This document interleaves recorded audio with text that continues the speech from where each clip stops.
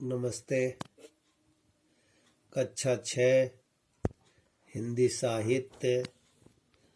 शीर्षक ऐसे थे वे।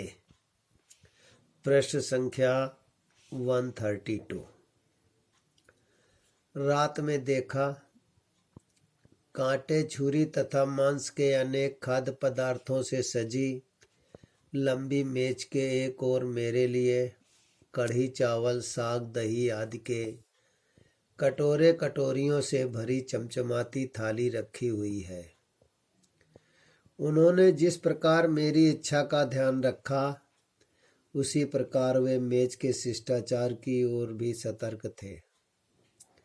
उन्होंने हंसते हुए मेरी थाली अपने पास रखवाई और अत्यंत आत्मीयता से मुझसे कहा, जो तुम नहीं खाती हो उसे दूसरे को खाते देख नाक भाव मत चढ़ाना। अच्छा।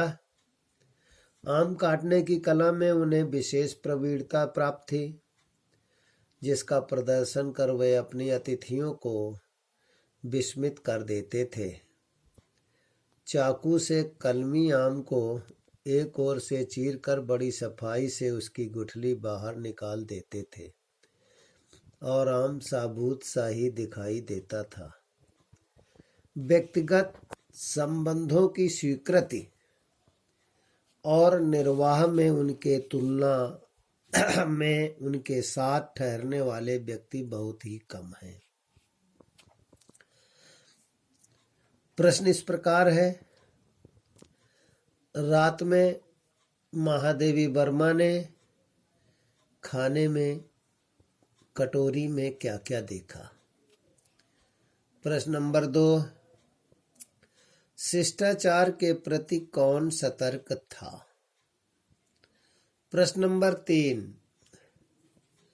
जो तुम नहीं खाती हो उसे देख दूसरों को खाते देख नाक भाव मत चढ़ाना, ये किसने किसके लिए कहा? अगला प्रश्न है, आम को काटने की कला में कौन प्रवीण था?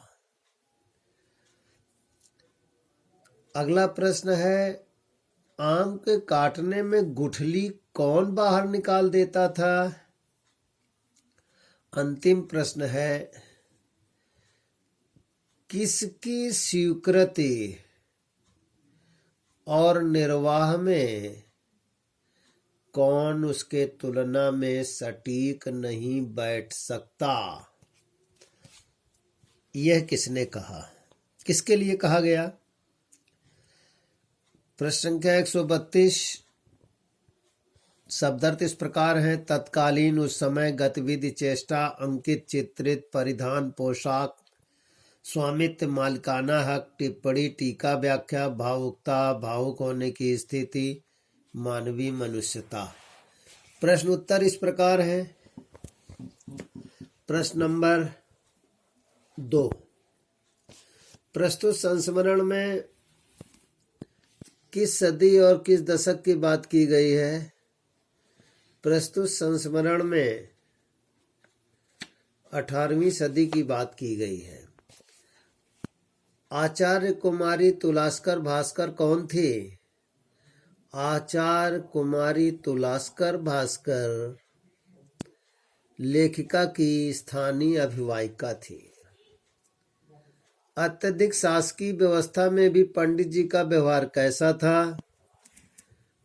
अत्यधिक शासकीय व्यवस्था में भी पंडित जी का व्यवहार स्नेह भरा था।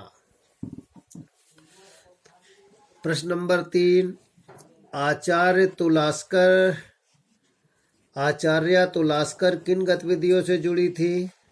आचार्य तुलास्कर एक स्वतंत्रता संग्राम की गतिविधियों से जुड़ी थी। पंडित जवाहरलाल नेहरू का कद कैसा था?